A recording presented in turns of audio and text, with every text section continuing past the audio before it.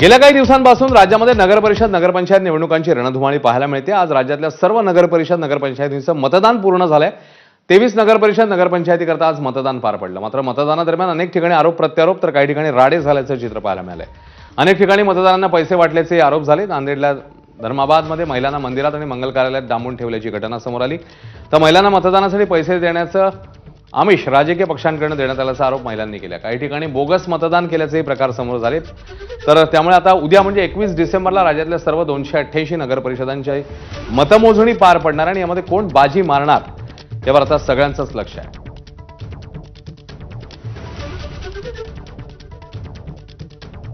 तर अनेक ठिकाणी गोंधळाची स्थिती, राडे हे सगळं बघायला मिळालं। 23 नगरपरिषदांसाठीच्या मतदानाची वेळ आता संपलेली आणि अर्थातच आता सगळ्यांना प्रतीक्षा आहे ती मतमोजणीची, निकालाची। उद्या नगरपरिषद नगरपंचायतीकरता ही मतमोजणी जी आहे ती पार पडली आणि याकडे आता अवघ्या राज्याचं लक्ष लागलं।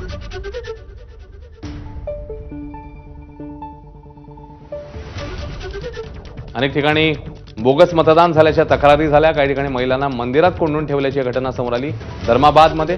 तर 4000 रुपये देण्याचं आमिष देखील दाखवण्यात आलेलं होतं असाही आरोप झालेला होता। त्यामुळे आता एकूणातच ही निवडणूक गाजलेली आहे विविध प्रकारांनी, आरोपांनी आणि त्यामुळे आता मतदानानंतर मतमोजणीमध्ये कोण बाजी मारतंय, निकालामध्ये कोण बाजी मारतंय याकडे सगळ्यांचंच लक्ष आहे।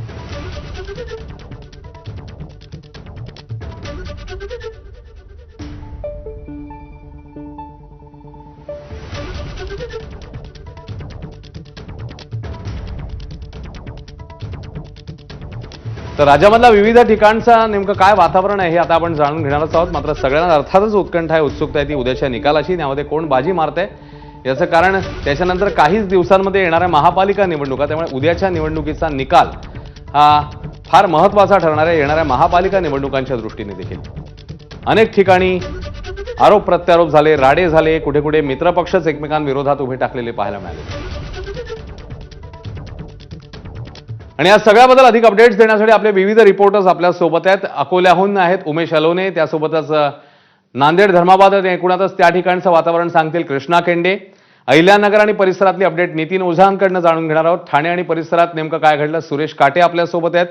कोल्हापूरमध्ये आहेत विजय केसरकर। तर बारामती, फलटण आणि परिसर, पुणे या ठिकाणची ताजी माहिती जाणून घेऊ जयदीप भगत यांच्याकडनं। आणि मनोज जयस्वाल हे आपल्याला वाशिमसह विविध ठिकाणच्या घटना ज्या आहेत त्या संदर्भात माहिती देणार आहेत। कृष्णा केंडे आपल्या सोबत आहेत, सुरुवातीला त्यांच्याकडे आपण जाणार आहोत। कृष्णा, धर्माबाद मधला प्रकार आपण बघितला, ज्या पद्धतीने घडामोडी घडलेल्या होत्या, सध्याची नेमकी काय स्थिती आहे मतदान केंद्रावरची? मतदारांच्या अजून रांगा पाहायला मिळतात कारण वेळ तर संपली आहे, काय अपडेट्स आहेत ठिकठिकाणी? नाही, काही ठिकाणी आताही मतदानाच्या रांगा पाहायला मिळत आहेत। मराठवाड्याचं सुरुवातीला सांगायचं झालं तर मराठवाड्यामध्ये 115 सदस्यांसाठी आज मतदान होतं। 6 जिल्ह्यांमध्ये मतदान होतं। त्यातला मराठवाड्यात खास करून आज जे दिवसभर लक्षवेधी ठरलं ते धर्माबादचं सगळं प्रकरण, कारण की तिथे ज्या घटना घडल्या त्या आश्चर्यकारकच होत्या असं आपल्याला म्हणावं लागेल। कारण की काही मतदारांना कोंडून ठेवण्याचा प्रकार या ठिकाणी समोर आलेला होता। यानंतर ह्या सगळ्या बातम्या समोर आल्या, त्यानंतर अधिकाऱ्यांनी तिथे भेटी घेतल्या आणि त्यानंतर त्या सर्वांची सुटका देखील झाली।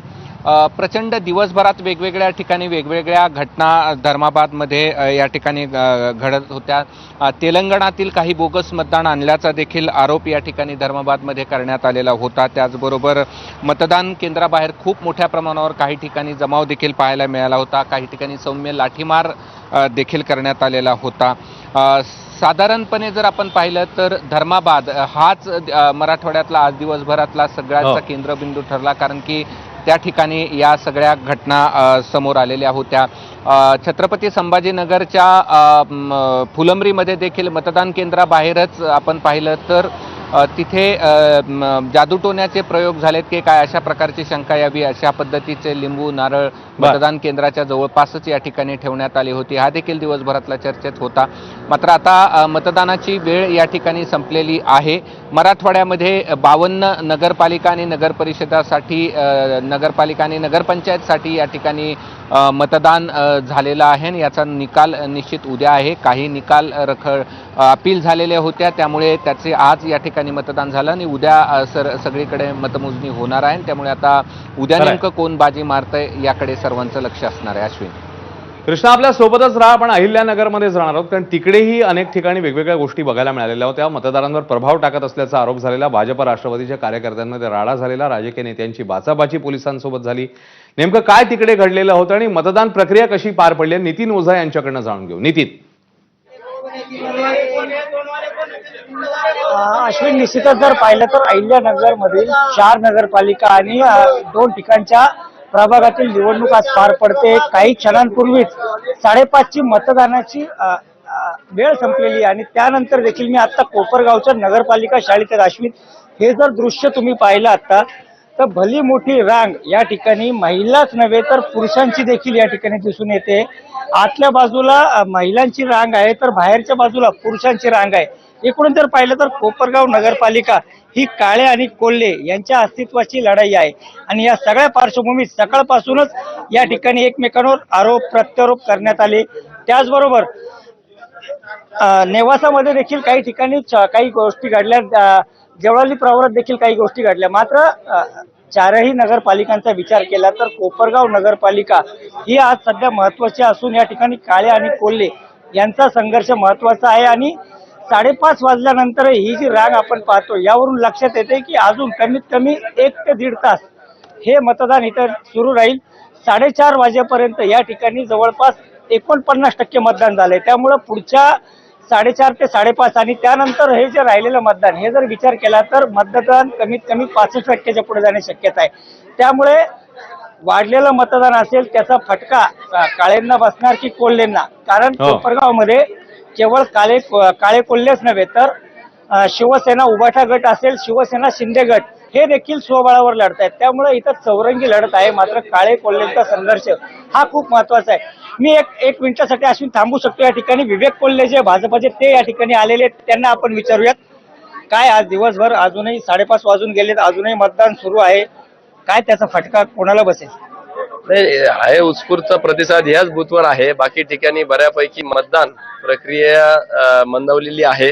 5:30 वाजत आलेले आहे आणि ह्या बूथवर थोडीशी गर्दी दिसते आहे, कारण की ह्या मतदारसंघामध्ये थोडस उत्साह सगळ्याच मतदारांचा मोठ्या प्रमाणात. मात्र आज दिवसभर जर पाहिलं तर अनेक मतदान केंद्रांवर बाचाबाचीचे प्रकार घडले, एकमेकांना धमकावण्याचे प्रकार घडले. ते राष्ट्रवादीचे कार्यकर्ते असो किंवा भाजपचे, हे लोकशाहीला तुम्हाला योग्य वाटतंय का? नाही, निश्चितच योग्य नसतं, परंतु उत्साहाच्या भरामध्ये काही त्या ठिकाणी कार्यकर्ते असतील, मतदार असतील किंवा उमेदवार असतील, यांच्या समज गैरसमजातून असे प्रकार घडतात. पण ज्या ज्या ठिकाणी शक्य झालं त्या ठिकाणी आम्ही आमच्या कार्यकर्त्यांना समज दिली आणि उमेदवार दिली की पोलीस प्रशासन आणि सगळ्यांना त्या ठिकाणी सहकार्य करावं. अगदी तुरळक ठिकाणी झालं, त्या विरहित सगळीकडे शांततेत सगळं मतदान पार पडलेलं आहे. 16च्या निवडणुकीत पराभव स्वीकारावा लागला होता. काळे असेल किंवा कोल्हे असेल, अपक्ष उमेदवार निवडून आले होते. यावेळेस काय विश्वास आहे? नाही, यावेळेस विश्वास आहे. जनतेने ठरवलेलं आहे. मतदार राजा सुज्ञ आहे. या ठिकाणी मुख्यमंत्री 2दा येऊन गेले. त्यांनी आश्वासित केलं, आमचे घरकुलाचे प्रश्न मार्गी लावण्याचा आश्वासन त्या ठिकाणी बावनकुळे साहेबांनी दिलेलं आहे.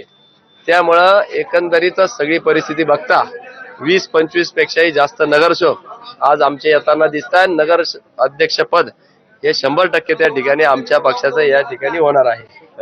निश्चितच अश्विन, जर पाहिलं तर या ठिकाणी भाजपचे जे विवेक कोल्हे यांनी विश्वास दाखवलाय की आमचा खरं नितीन, त्यामुळे विश्वास तर दाखवलेला. बघूया आता निकालामध्ये काय नेमकं समोर येतं. नितीन आपल्या सोबतच राहा. अंबरनाथला जाऊया. अंबरनाथमध्ये भाजपकडनं पैसे वाटल्याचा आरोप झालेला आणि तो देखील केला होता त्यांच्याच मित्रपक्षाने. शिंदेच्या शिवसेनेकडनं हा आरोप झालेला होता. कार्यकर्त्यांना पांगवण्यासाठी सौम्य लाठीमार देखील झाल्याचं चित्र बघायला मिळालं. एकूणातच अंबरनाथ आणि परिसरामध्ये कशा प्रकारे ही निवडणूक पार पडलेली आहे, आकडेवारी काय सांगते, सुरेश काटे आपल्यासोबत आहेत, त्यांच्याकडनं जाणून घेऊ. सुरेश. अश्विन, खरं पाहिलं तर अंबरनाथ नगर परिषदची आजचं जे मतदान जे आहे किंवा आजची ही नगर परिषद राज्यामध्ये गाजलेली आहे. जवळपास या ठिकाणी रात्रीपासूनच EVM मशीनचा छेडछाड झाल्याचा आरोप शिवसेनेने भाजपवरती केला होता. त्यानंतर आपण जर रात्री पाहिलं तर रात्रीच्या सुमारास जवळपास 200हून अधिक काही महिला ज्या आहेत त्यांना बोगस मतदान करण्यासाठी शिवसेनेने आणलेला आहे असं भाजपने दावा केला होता. त्यानंतर राष्ट्रवादीच्या कार्यकर्ते त्यांचाही आरोप अशा पद्धतीने होता की पैसे वाटप करताना त्यांना पकडलं होतं काही ठिकाणी, तर 2 ठिकाणी लाठीचार्ज झालेला आहे. पोलिसांनी पैसे वाटप करत असल्याचा काही नागरिकांना त्या ठिकाणून ताब्यात घेतलं होतं. मात्र शिवसेना आणि भाजप यांच्यामध्ये एका ठिकाणी मोठ्या प्रमाणात जुंपली होती की पैसे वाटप भाजप पैसे वाटत आहे असा आरोप त्यांनी केला. त्यावेळेस देखील मोठा राडा झालेला आहे. चिंचपाडा परिसर आहे अंबरनाथ परिसरामध्ये, तिथे देखील मोठ्या प्रमाणामध्ये बोगस मतदान करायला आलेले आहेत असा आरोप केला आणि तिथे देखील मोठ्या प्रमाणात राडा झाल्याच्या घटना झालेल्या आहेत. खरं पाहिलं तर आता 5:30 होऊन गेलेले, मतदानाची वेळ जी संपलेली आहे आणि आत्ता जर पाहिलं तर आपण साधारणतः मतदानाचा आकडा जो आहे तो 55 ते 60% मतदान होण्याची शक्यता आपल्याला सांगण्यात आलेली आहे. त्यामुळे एकंदरीत आजच्या ज्या घडामोडी ज्या घडलेल्या आहेत त्या अत्यंत या ठिकाणी चुरशीच्या घडलेल्या आहेत. मारामाऱ्या देखील झालेल्या आहेत, आरोप प्रत्यारोप देखील झालेले आहेत. मात्र प्रमुख लढाई जी आहे ती नक्कीच. शिवसेना आणि भाजप यांच्यामध्ये या ठिकाणी आपल्याला पाहायला मिळालेली आहे. आज सुरेश आपल्या सोबतच राहा. जाऊया कोल्हापूरला. गडिंग्लज आणि परिसरात जो प्रकार घडलेला होता तो आपल्या समोर आहे. ज्या पद्धतीने राडा झालेला होता, कार्यकर्ते भिडलेले होते.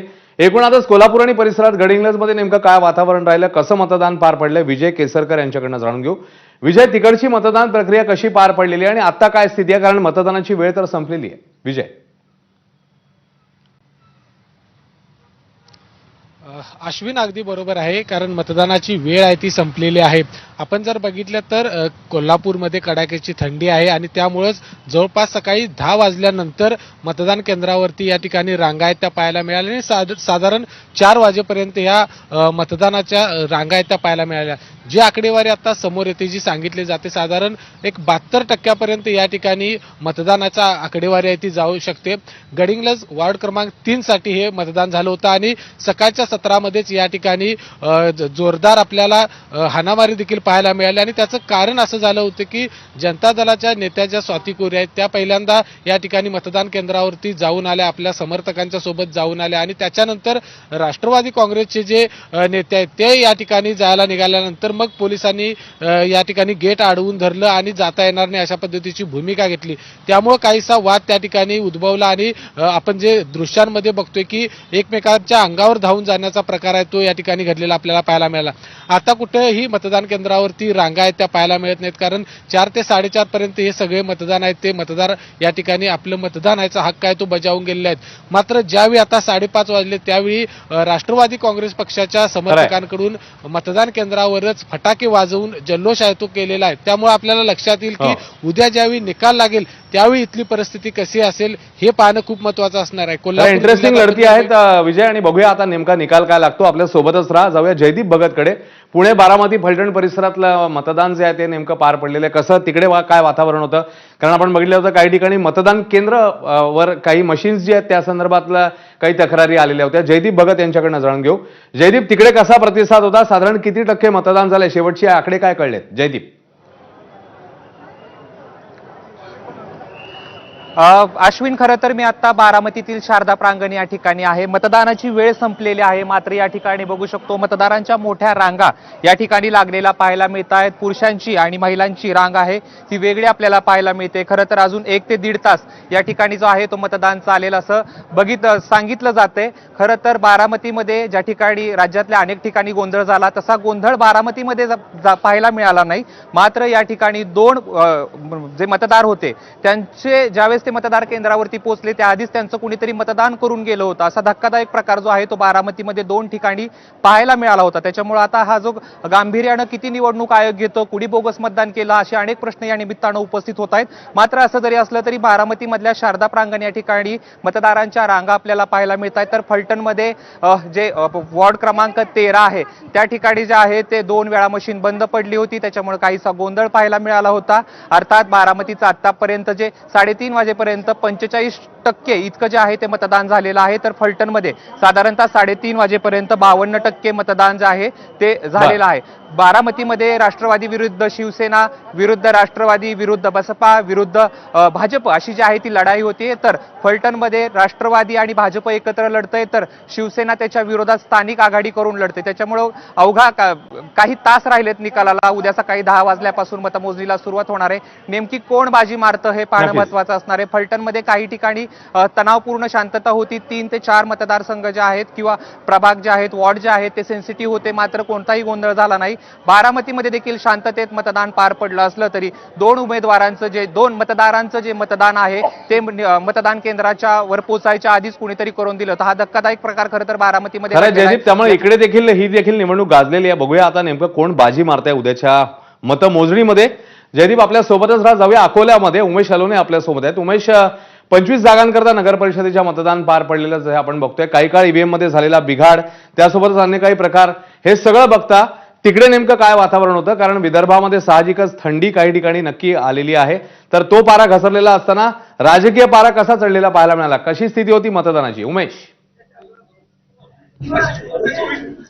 अशोक, तू म्हणतो तसं नेमका नक्कीच बाळापूर मधला राजकीय पारा चढलेला होता. कारण सकाळचं जेव्हा मतदान सुरू झालं तेव्हा काहीसे धीम्या गतीने मतदान सुरू झालं. मात्र आज शेवटचा वेळ गोड व्हावा अशी म्हणतो आपण की ही मतदानाच्या रांगा तुम्ही पाहताय.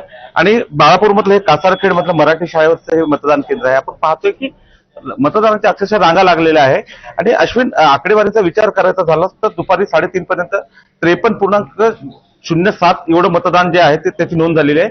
साधारणतः हेच मतदान जे आहे ते 65% पर्यंत जाईल असा एक अंदाज व्यक्त करण्यात येतो. आणि मतदार आणखीने उत्साहानं मतदान करतात. अश्विन, राजकीय जर सांगायचं झाल्यास या ठिकाणी गेल्या 65 वर्षापासून नातिकुद्दीन खतीब यांच्या घराण्याची सत्ता बाळापूर नगरपालिकेवर आणि त्यांना यावेळेस विरोधकांनी खूप मोठा